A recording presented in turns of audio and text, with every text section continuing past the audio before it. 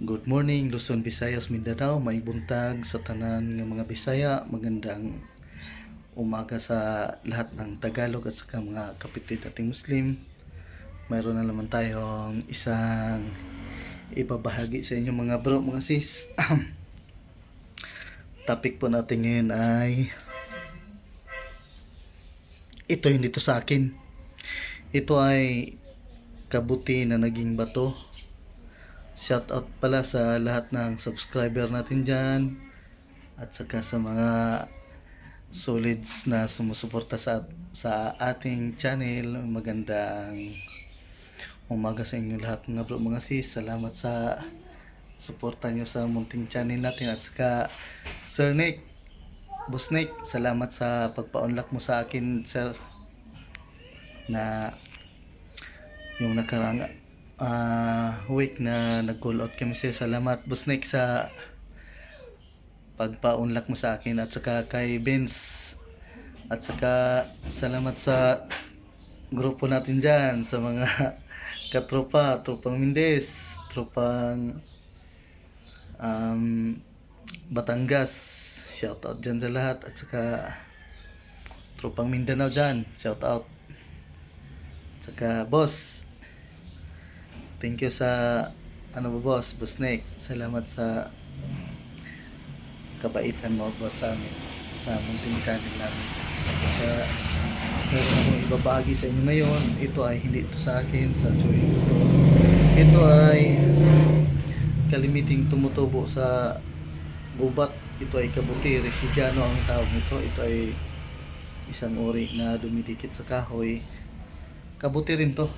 Ito ay gamot sa mga cancer, sa mga sakit-sakit sa yung namamaga yung tuhod mo. Ito ay gamot, pero may nakuha yung chewing ko nito. Ito ay genuine talaga to. Ito ay kabuti na naging bato. Ayan o. Yan. Hindi to gawang tao talaga. Yan. Ito ay nakuha sa bukid ng, ewan ko kung saan bukid nila nakuha to. Ito pa yung tangkay niya. Yan. Ito ay kabuti na naging bato. Maraming naghahanap nito, kaya mapalad tayo na nabahagian tayo nito sa join natin. At saka hindi ko alam kung anong power ito, basta ang power nito ay sorte sa kabuhayan. Maraming naghahanap nito mga bro, mga sis, pero ayun, tayo ang natsambahan na nakahanap. Ito yung nahanap ng chewing ko. Ayan, may tangkay pa yan, oh. Kabilang to dito siya sa Resigano. Yan.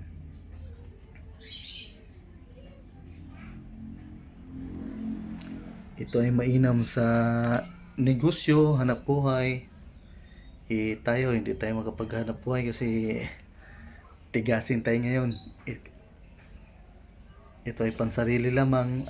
Pasensya na sa mga ano natin dyan, pero tutok pa rin kayo sa mga munting channel natin na Imgris Tinahora sa pagbabahagi ng mga gimat. At saka abang-abang lang tayo mga bro, mga sis. Sana papasa yung ipasubok natin kay Boss Nick. Galing pa yun ng Mindanao, dinala ng chewing ko. Sana papasa yun dahil maraming matulungan nun. At kung papasa man yun, yung malalayo ang tubig, gawa namin ng tangke saka water pump kung sakaling pumasa yung gamit. Pero kung hindi man, ay hanap ulit. Kaya napapasalamat ako dahil pinaulakan ako ni Boss Nick sa aming hamon na maraming matulungan doon. Pag yun ang pumasa, ay marami talagang matulungan na taga-bundok doon, kasi yung pera na yun ay yung malalayo ang tubig ay ipagawa namin ng tangke at saka water pump para makaangat yung tubig doon sa dulo. Hindi na sila pupunta doon sa baba ng bundok para lang makaigib ng tubig. Kaya kung hindi man pamasa ay at least sinubukan, hanap ulit. Kaya sa mga nag-abang-abang dyan, abang-abang lang kayo dahil marami ang marami ang magpapadala yata sa akin na ipapasubok kay Commander Busnik Banayo. Sir, magandang umaga dyan. Ito pala yung ibabahagi ko sa inyo mga bro, mga sis. Ito ay genuine na hindi talaga to gawa. Baka sabihin nyo gawa tong clay. Hindi talaga yung gawa ng clay. Naging bato talaga siya. Yan. Naging porcelain. Yan. Ito ay uri ng Resigano. Ito pentangkay nyo. Maraming naghahanap nito sa gubat at saka napagkalooban tayo na pinakamaganda agimat sa lahat ng kabuti. Kabuti lang siya ng yung kabuti na hindi makain. Kaya shout out dyan sa lahat ng sumusuporta sa channel natin. Salamat talaga, ako'y nagpapasalamat kahit na wala tayong sweldo. Pero thank you sa lahat na at saka tutok lang kayo dahil marami pa kayong makikita, lalo na pag makauwi ako ng Mindanao sa ngayon. Medyo pasensya na kayo, hindi ako masyadong nakapag-vlog dahil focus tayo sa pamilya at saka hindi pa ako nakauwi sa Mindanao ulit. Pag abang-abang lang pag nakauwi tayo at saka makapasyal tayo sa mga tropa natin, tropang Mindes, as is boss, si bossing natin dyan. At saka tropang Naik, Reste, tropang 13, Nanay Dolor.